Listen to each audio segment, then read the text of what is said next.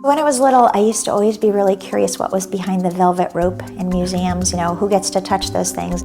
History should not be just the domain of historians and curators. Everybody should be able to interpret history, otherwise you only hear the dominant voice, you only hear like the winner side of the story.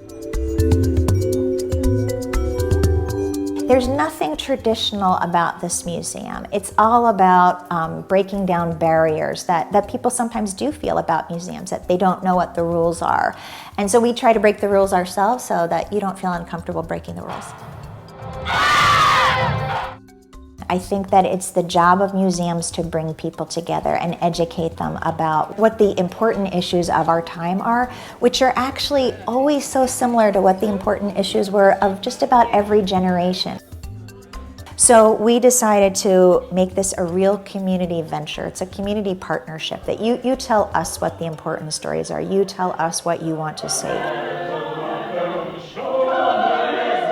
We try to have a fun approach to history also. For example, we have a monthly history happy hour. It's always a nice way to get people together over food and drinks, and we have different speakers here to talk about a really wide variety of topics. We have a summer beer garden series that just brings the community together to celebrate. It's an opportunity to feature local musicians. We run a monthly teen band night with Project Change. We also have resident artists on site, and the whole community benefits again because people come and they see them at work, and it's inspiring to other people to see creative people at work. We've had 3 years of a Folklife Festival. We are in partnership with Maryland Traditions, and so we get funding to go out and do field work to document folk traditions, which means traditional arts. It could be a performance, it could be something that has to do with food. We also have a barber who's come every year. 3 generations come to his shop to get their hair cut. So we have him cutting hair in the hallway of the museum. The barber actually invites Warner Williams here, so we have this national heritage treasure performing in the museum because it's part of the community's history. Don't send no doctor.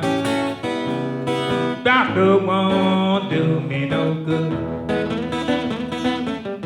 The Washington Sculptors Group came to us and they had this great idea for how can we use the grounds? We have this beautiful 7 acres of property and we do very little outside actually.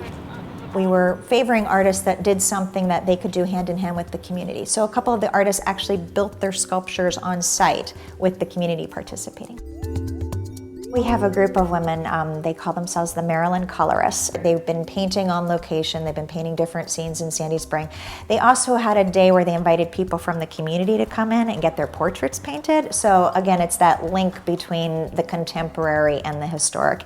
And they're going to be in the exhibit hall painting still lifes made of museum artifacts.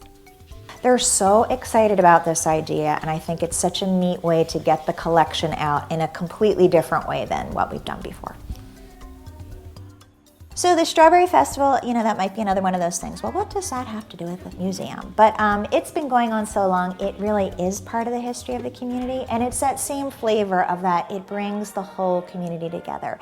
And the whole community participates in building it.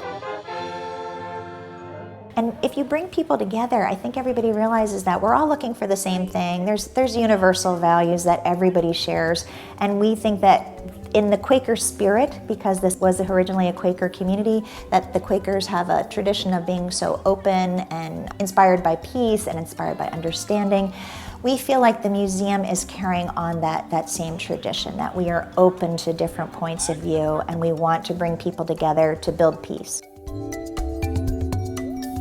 People have said to me, I've driven past this museum every day for 20 years and now I feel like it's my second home. That's what I want people to say. This is my second home. I belong here.